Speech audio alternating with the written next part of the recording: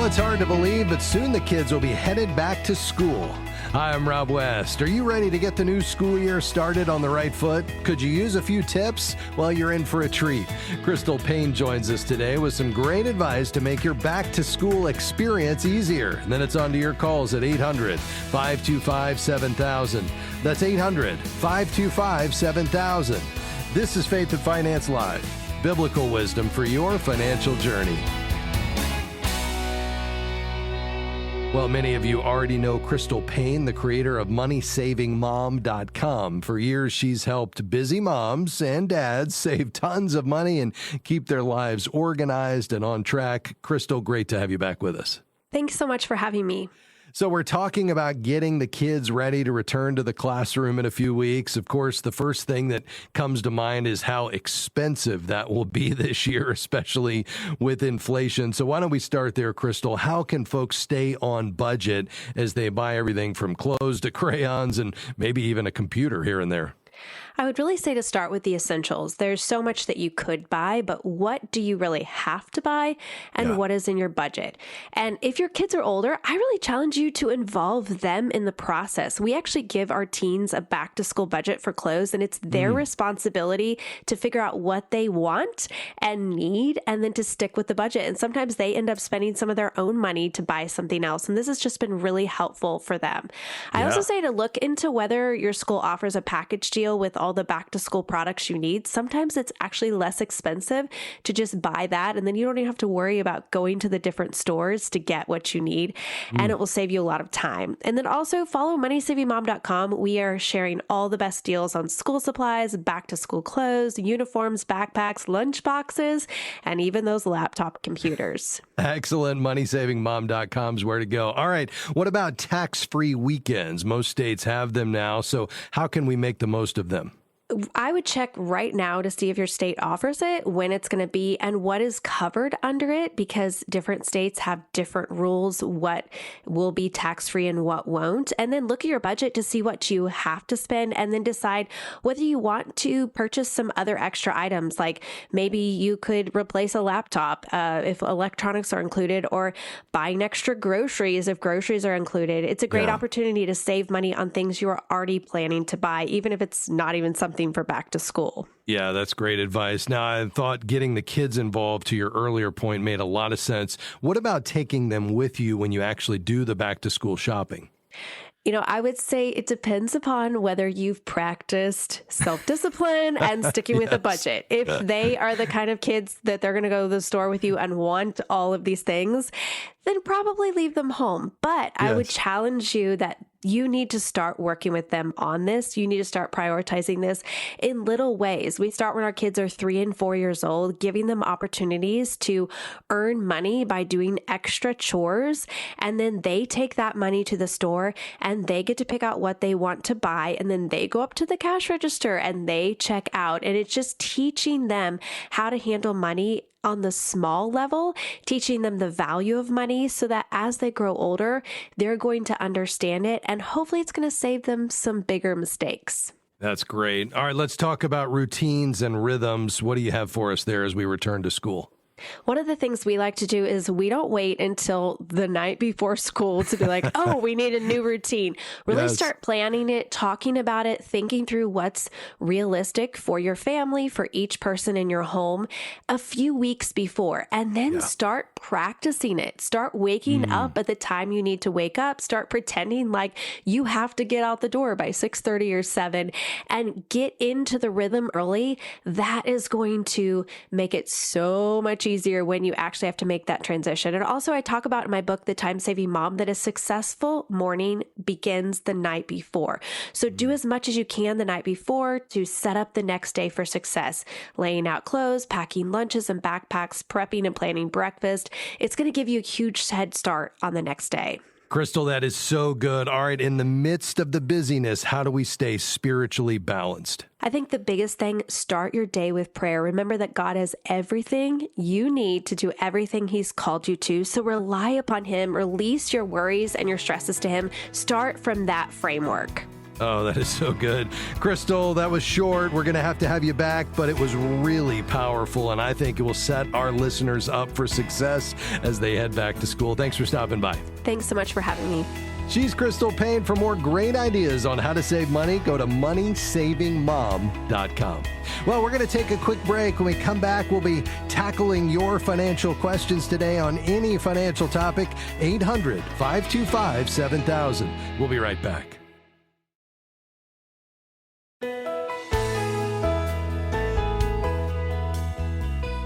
The opinions offered during this program represent the personal or professional opinions of the participants, given for informational purposes only.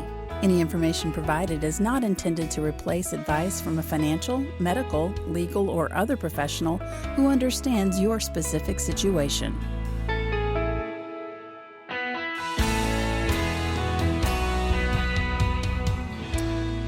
Well, thanks for joining us today on Faith and Finance Live. I'm Rob West. In just a moment, we're going to begin taking your calls and questions. So now is a great time to call 800-525-7000. That's 800-525-7000. Here's what we know on this program is that we want to help you be a faithful steward. What does that look like? Well, it starts with understanding that God owns everything that you and I have been entrusted. We own nothing, but we've been given a high calling, and that is steward, manager.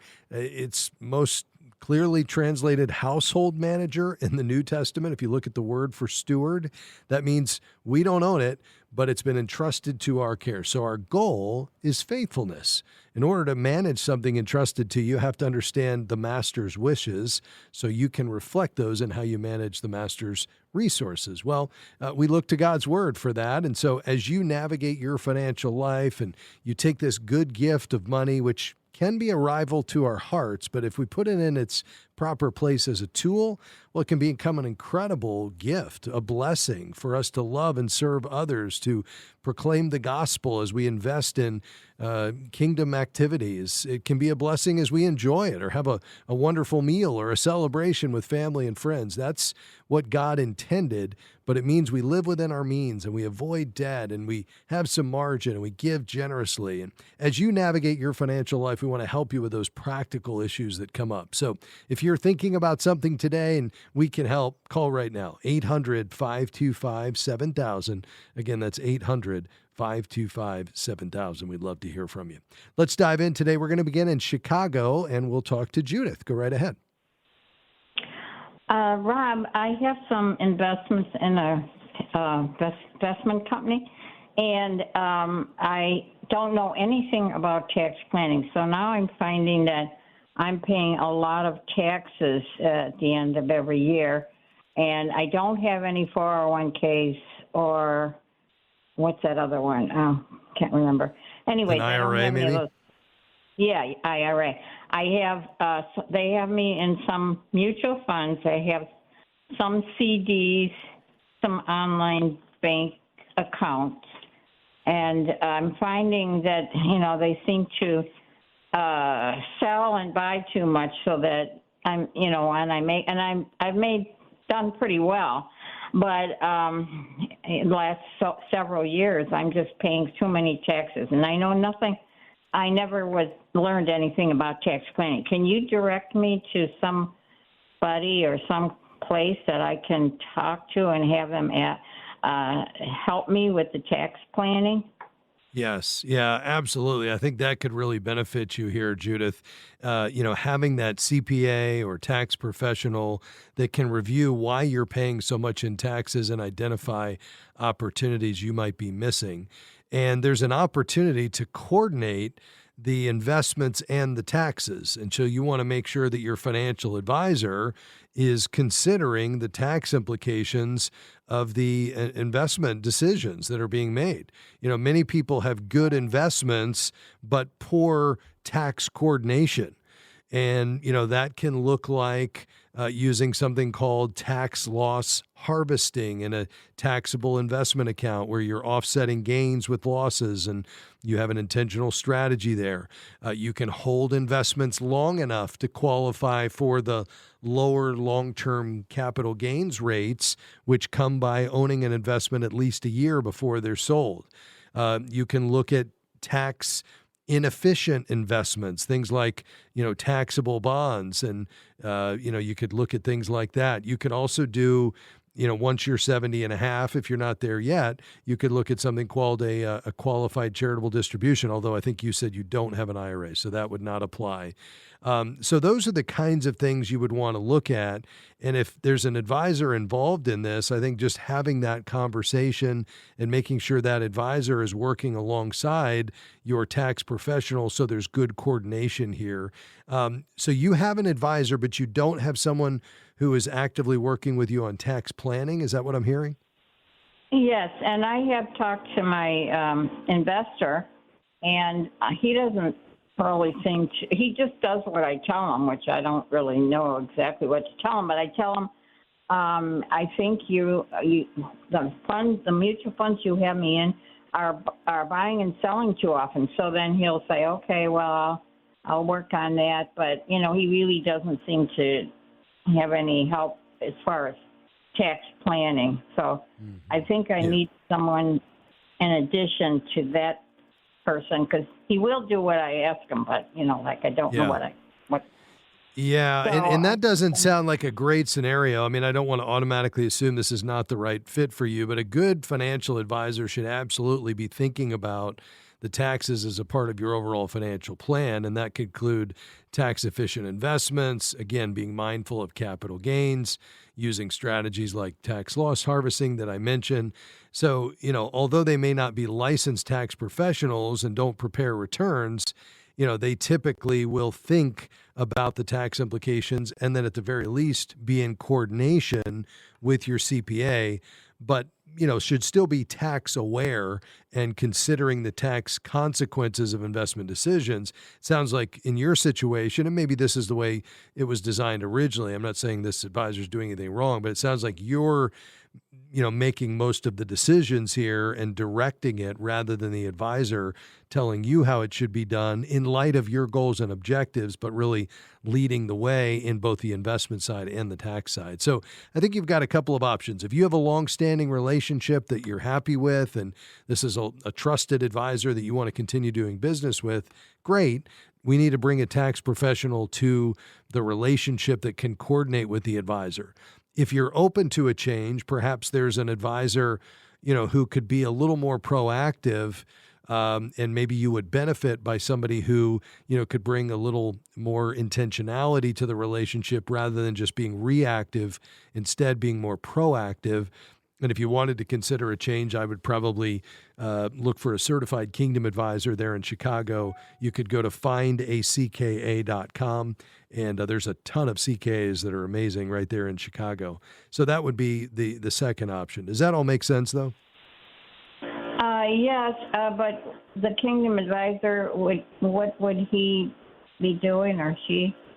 I mean, well, it just depends on what you want. There's certified Kingdom advisors in the investment space. There's others that are just purely financial planners. There's yet a third category where, they do both the investment management and the financial planning. I guess what I'm just saying is I hear you saying that your advisor is being more reactive to what you're directing.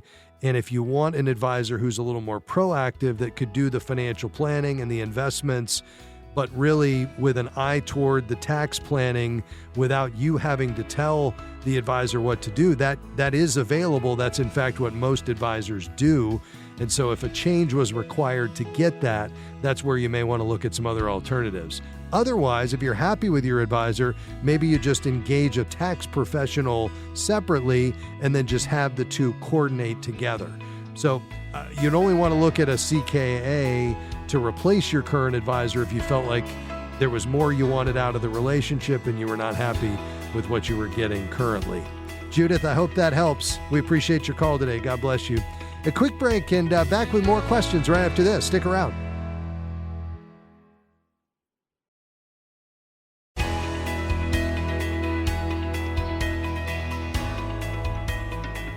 So glad you're with us today on Faith and Finance Live. I'm Rob West. The number to call today with lines open is 800-525-7000. So if you have a question, something you're thinking about in your financial life today, we'd love to hear about it, whether it's debt repayment, maybe it's investing, just trying to navigate this red-hot market that just continues to make new highs all the time. The S&P 500 closing higher to notch another winning week, helped largely by the tech giants. We did crest 53,000 on the Dow a week or two ago. We're down below that now, but still very close to it. This economy has been red hot, and telltale sign of that is just some really phenomenal corporate earnings that came in over this last quarter. Jerry Boyer stops by in our final segment today. Jerry will give us his take on the markets. What about the Fed? What about where we find ourselves today? What about the possibility of a recession? Did we kind of skirt by that, even on the heels of the tariffs as a part of the early Trump administration? We'll get Jerry's take on that and an update on his work in corporate engagement as this latest round of corporate engagement season has come to an end. Also taking your questions today, again, 800-525-7000. You can call right now. Let's go to Bakersfield. Olga, how can I help? Good afternoon, Rob. How are you doing? Very well, thank you.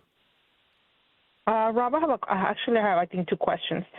Okay. So currently, I'm planning, and I need to make some repairs to my house. Okay. But when I bought the house, it had a leak, so it would leak every year that it rained, and it leaked for about maybe 5-6 years. Finally, right. I need to make a repair. I need to fix the house because I don't know if there's mold or not. So my ceiling is falling. The roof got fixed, but now I need to make the repairs on the inside of the house: the carpet, the walls, the flooring. I also have a pool that I haven't used in quite a while that I need to make repairs to. What else? What's the other thing? And I also have some credit card debt, about maybe rough estimate, about $8,000 in credit card debt. So what I want to do is I want to make the repairs on my home. I want to pay my credit debt, and but I need to know. I don't know which route to take. I don't know if I should take out a HELOC, or I don't know what the other program is, or because I don't want to refinance my house. Right now, I'm at 3% interest rate on my home loan, so I don't want to get anywhere higher than that. And I know interest rates are in the 6%, so I just don't know where to go, how to go about it. Yeah, very good. Well, that was really helpful background information there, Olga. And I would agree with you. What you just shared with me, I would not recommend a refinance. A 3% fixed mortgage is extremely valuable, and replacing it with a new mortgage at today's rates would most certainly increase the cost on the entire loan. So I would keep the 3% mortgage and then prioritize the repairs. I mean, obviously, anything that involves water damage, there's the possibility of mold, and that's both a health consideration and you want to prevent further deterioration. And then any remaining structural issues you need to deal with, I would say the pool repairs are probably a lower priority unless it's causing additional property damage. With the credit card debt, that's always a concern, even though it makes a lot of sense to get that interest rate down. I just want to make sure we corrected whatever got you into that in the first place, to the extent it was just lifestyle spending beyond your means, because we're taking what is unsecured debt and we would be securing it to the house, which is a big deal. And when we take the pressure off, unless we've corrected the spending, often I get a call 6 months later where somebody says, guess what? Now I've got the first mortgage at 3, I've got the home equity line of credit at 6, and guess what? The credit card debt's back.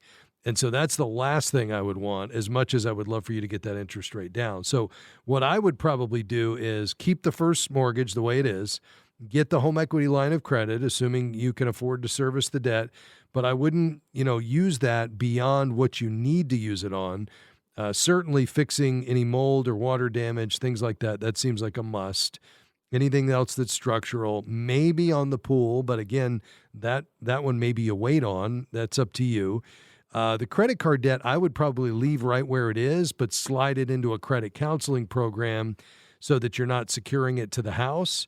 and we still get the interest rate down, our friends at christiancreditcounselors.org could help you access rates not at the average of 23%, but down somewhere between 0 and 10%. The debt stays right where it is at your existing creditors. It just goes into the credit counseling program, which you can only access through a nonprofit credit counseling agency like Christian Credit Counselors. So that would be kind of my path forward here. But what are your thoughts on all that? Well, the credit card debt is not, crazy expenditure. What happened is, I want to say 10 years ago, 14 years ago, I wanted to go into a real estate venture. And I made a mistake that at that time, my ex and I, went into it with him giving me his word that he was going to partner up with me and we were going to work that venture together. Yeah. So here I am thinking we were going to do that together. We were going to, I was going to pay off the debt with, doing the buying homes, purchasing homes, and, flipping them. So I was going to get rid of that credit card. So I didn't think I was going to hold that credit debt for a long time, credit card debt. Everything that I paid for the whole course of study for real estate, flipping houses, came out to $40,000. Wow. That's mainly where all the debt is come, the credit card debt is. I put all that debt of purchasing that program using all my credit cards at the time. So I'm still paying, and it's taking me this long for me to pay it. Like I said, I brought it down to, I can't remember exactly, about $8,000, $7,000 right now, and I'm still paying it. I try to give more than just the minimum. I sometimes give, let's say, for example, if my minimum is $25, I send in maybe $100, $150, $180 to the payment. So I brought it down. Yeah, and that's great. I mean, you've obviously made a lot of headway there, and that says a lot about your diligence and just your ability to keep your lifestyle at a minimum.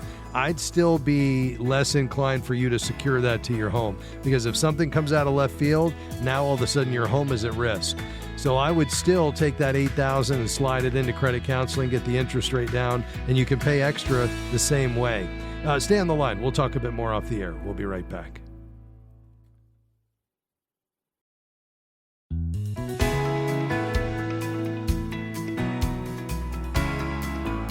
Coming up in the next segment, Jerry Boyer stops by. We'll get Jerry's take on what's happening in the area of corporate engagement as he just put the finishing touches on this last quarter's corporate engagement season.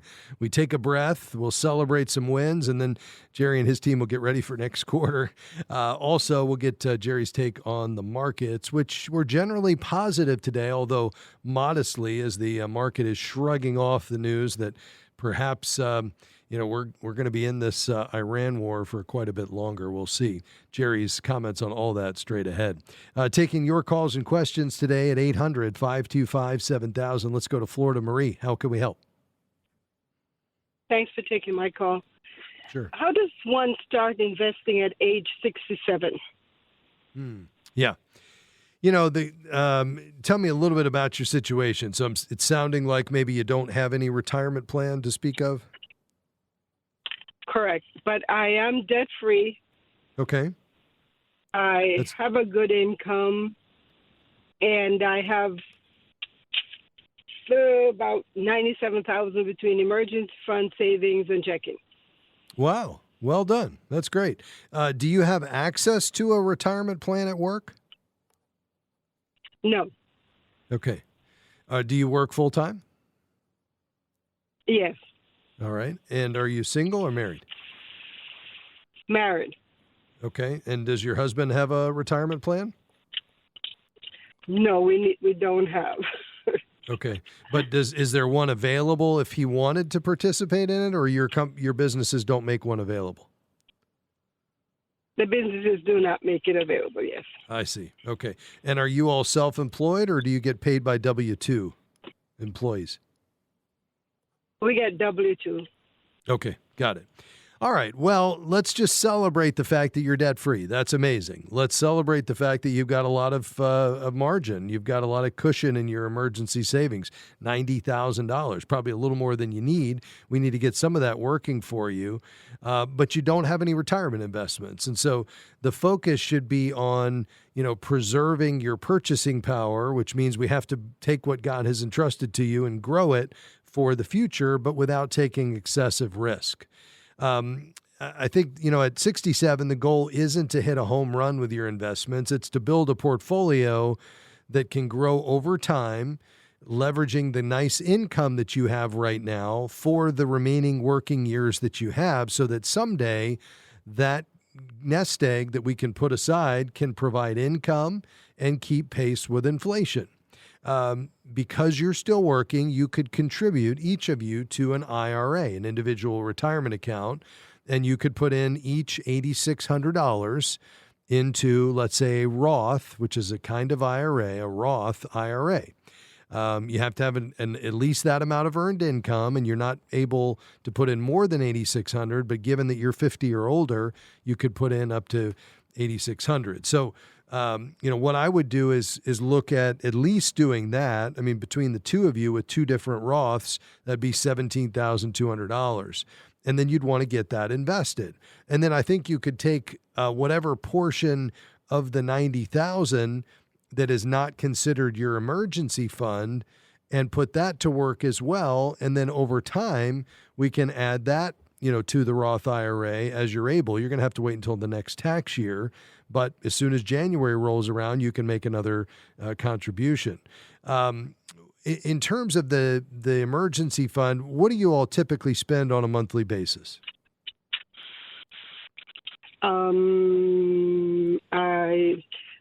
I give a lot. Okay, So but I'm just saying your like expenses, not including your giving necessarily, because if something happened that was a major calamity, you could curb, you could temporarily suspend your giving. But what are your monthly expenses roughly? maybe $1,300 a month. Let's call it 2,000, just in case. So, I mean, 6 months of expenses would be 12,000. So that would be a good goal. I mean, let's say we wanted to get even more conservative and call it 15,000. So if you take 15,000 off of 90, that would give you 75,000 that you could invest, plus, hopefully you fund these two Roth IRAs. And, that's going to be a great starting point. And then the key would be for you all to really, I mean, you're living very modestly. It sounds like, to your point, you're giving quite a bit. That's great. I love that. But the goal would be for you all to consistently put money away into investments that could be managed such that, you could have something that's growing over time. And the goal is to be able to supplement your Social Security. So assuming you've paid into Social Security and you'd each qualify for a Social Security retirement benefit, that was never intended to cover more than, let's say, 40% of your pre-retirement income. So we're going to need something else that could generate income to make up the difference between what Social Security does and what you all spend on a monthly basis. Now, given how modestly you're living, maybe Social Security alone, will do it. Well, if so, great. Because you don't have, a lot in retirement savings, maybe you wait and delay, your Social Security, if you haven't taken it already, until age 70, which would give you a check 25% higher than what you would get at full retirement age, which could be very helpful. If you live into your 90s, having that additional, 25% on your check each month from Social Security, plus all the cost of living adjustments in the future, could be a real benefit. And then the 75,000 that's left, from the 90, that's not your emergency fund, plus whatever else you add to, let's say, these Roth IRAs I've been talking about, for between now and when you stop working, that could be money that you don't need to tap for retirement. And maybe it's just there if you all need something extra in retirement. Let's say one of you needed long-term care. You needed a nursing home for a year or two.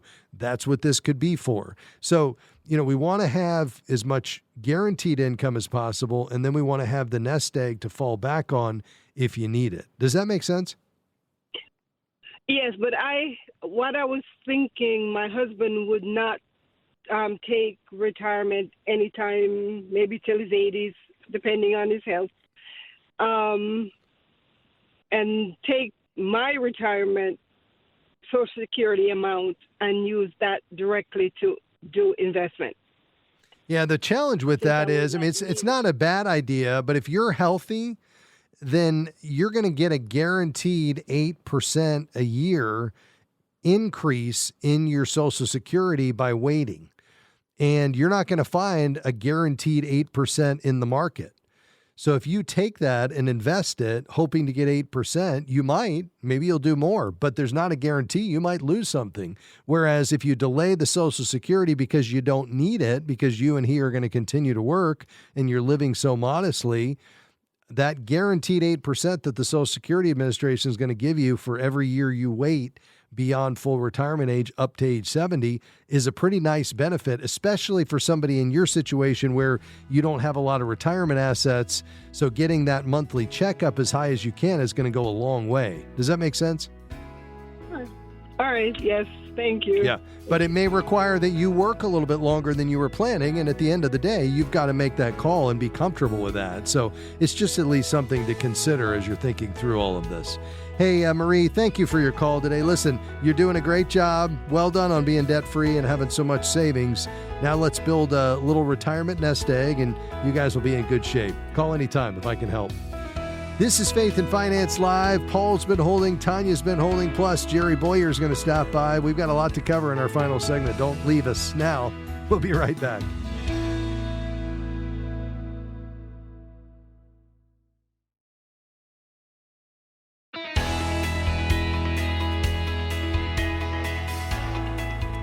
When most people think about investing, they think about returns. But as Christians, we have to ask another question. What role does ownership play?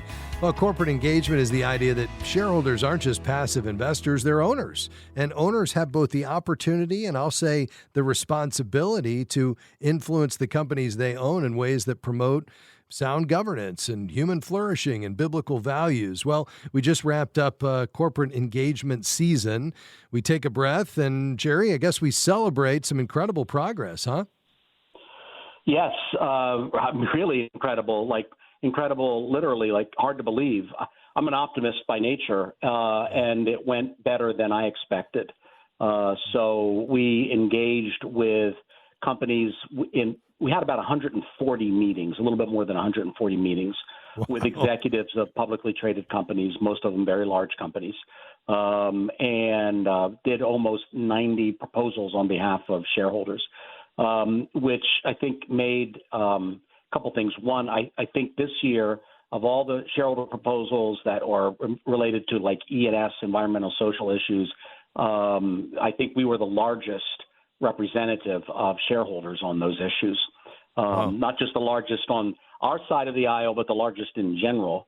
I think we did more than anybody. And, thanks be to God and Soli Deo Gloria for that.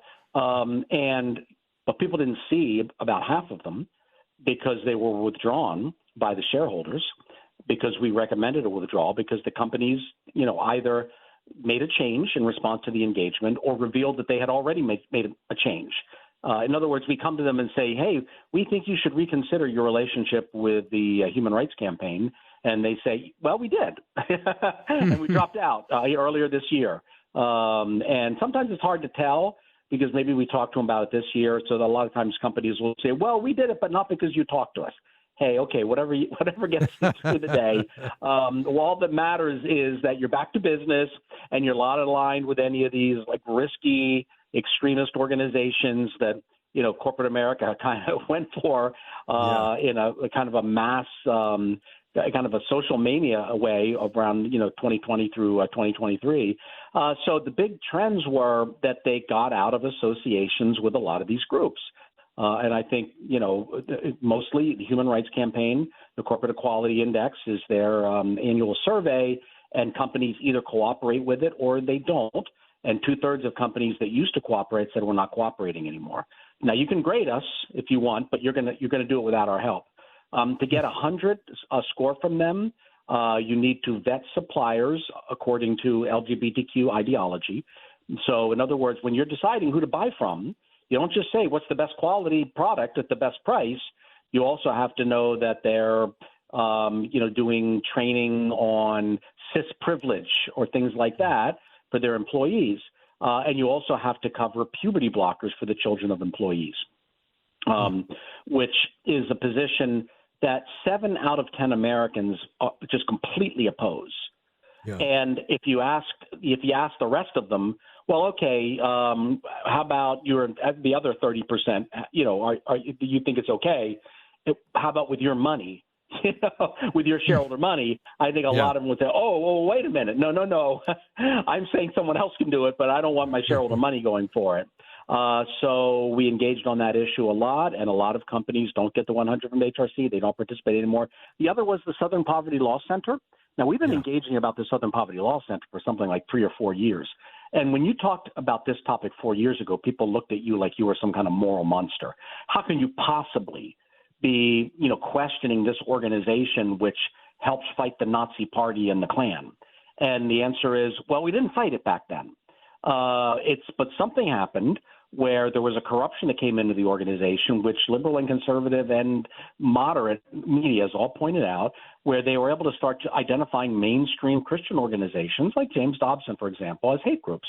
And we didn't know at that point about the FBI indictment that was coming and the money that they were actually giving to the Klan and the Nazi Party, which is, they say it's for informants, but some people argue, well, wait a minute, you can't raise money fighting the Nazis if there aren't any Nazis left. So you keep the Nazis alive by giving them secret donations, and then you can raise more money to fight them. We saw a mass exodus of corporations away from that, and that was even before the FBI indictment. Now, there's a few that are holding tight to it or refusing to answer questions. Starbucks, for example, would be one of them. And there's some stuff from Disney where, we found some stuff about their giving program that seemed to be that they were following the Southern Poverty Law Center and they wouldn't answer the question straight. And when it was on the ballot, they didn't deny it. They didn't say, oh, no, we're not. We're in an engagement right now with Etsy. Do you know the little secondhand shop online? Yeah, sure. Yeah, you're probably not a big Etsy shopper. No, not today. You're not the demographic, and neither am I. But they banned vendors. They banned someone who had a mug that said that gender is biological. That mug was a hate crime. But they stole the hate hex against Charlie Kirk. And they sell T-shirts that encourage people to burn down churches or to use violence for people who question LGBTQ ideology. So we've engaged with Etsy and saying, what's going on here? Do you use them or not? And they said, well, they don't have, we have the final word on what's banned. It's like, that's not what we asked. Do you or do you not use their hate group list?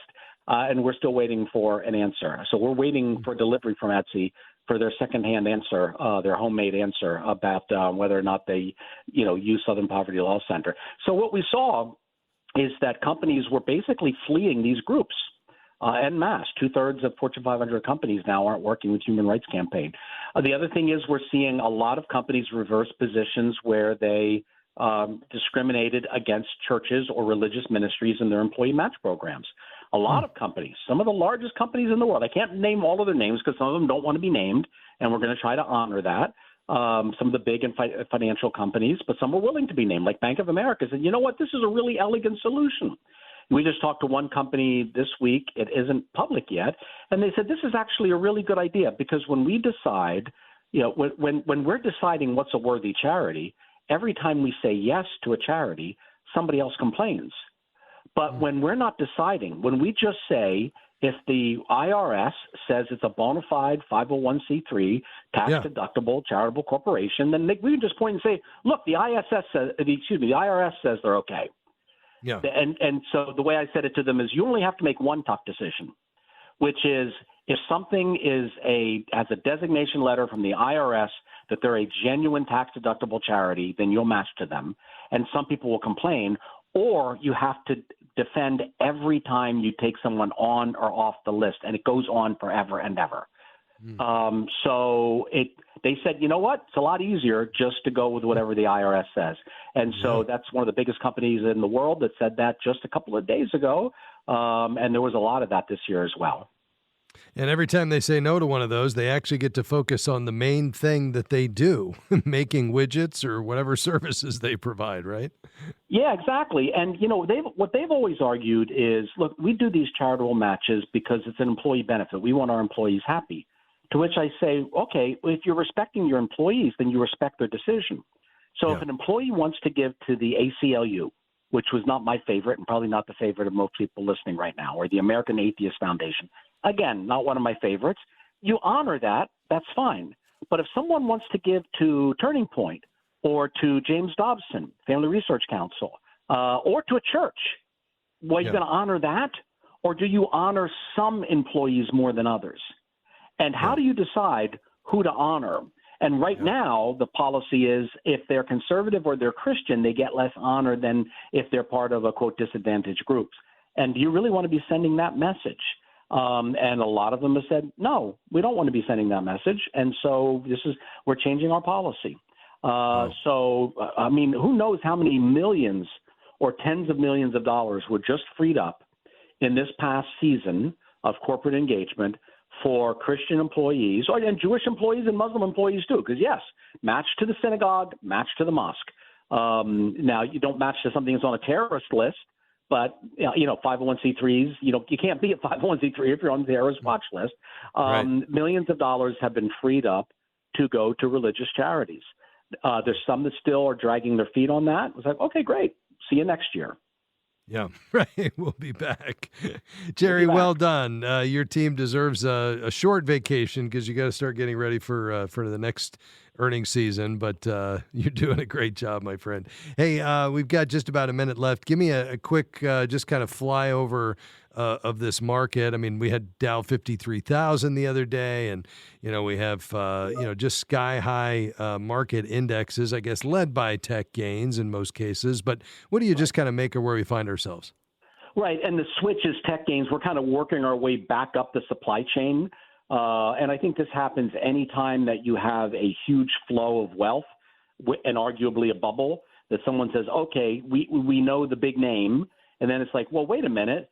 Somebody is selling them picks and shovels. And maybe I don't want to buy the big name. Maybe I don't want to buy, Tesla or SpaceX, or maybe I don't want to buy Palantir because of the valuation. I'm not saying not to. I'm just saying some of these valuations are a little rich. But maybe I'll buy the chip makers. Okay. Well, wait. All right. So I'm buying the chip makers, the AI chips. But wait a minute. These things need memory too. So maybe NVIDIA is a little expensive, and maybe I want to buy the chip makers who make the chips that are the memory chips that hold the knowledge that's gained from the other chips that do the training sets. And so then there's this huge surge in something like Micron, and that's going to work its way up through the system where the people who build data centers, the energy companies, et cetera, et cetera. So this boom, which is probably a mix of boom and bubble, markets are figuring out, they're looking for the new places in value. That is a little bit of a late stage thing, so we have to think about that. Like, they're not buying the hot thing, they're buying the other thing now. So we're going to run out of hot things in not too distant future, probably. But the good news is, underneath all of that is a pretty healthy economy and consumer, at least for all intents and purposes. All right, Jerry, have a great weekend, my friend. We'll talk to you next week. Same to you. God bless. All right. That's Jerry Boyer, our resident economist. Big thanks to my team today. Some amazing folks doing incredible work. Dan, Tahira, everybody here at Faith 5. Faith and Finance Live is a partnership between Moody Radio and Faith 5. We will see you next week. Bye-bye.